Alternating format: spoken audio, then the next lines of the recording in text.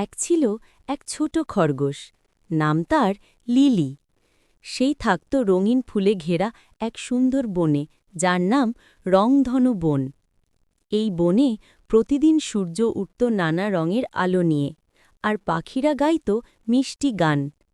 Lily ছিল বনে সবার প্রিয়, কারণ সে হাসি খুশি, কৌতূহলী আর খুব দয়ালু ছিল।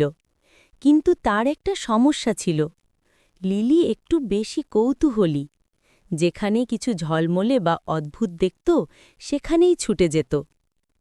একদিন সকালে লিলি তার বন্ধু কোকো, একটা ছোট কাঠবিড়ালি, আর টিকু, একটা নীল পাখির সঙ্গে খেলছিল।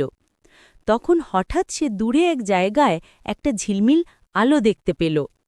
ওই আলোটা কি বলে লিলি দৌড়ে গেল। কোকো চিৎকার করল, আরে লিলি, সাবধানে যেও! কিন্তু লিলি তক্ষুনি জঙ্গলের ভেতরে হারিয়ে গেল। বনের গভীরে সে দেখল আলোটা আসছে একটা সোনালি গাজর থেকে।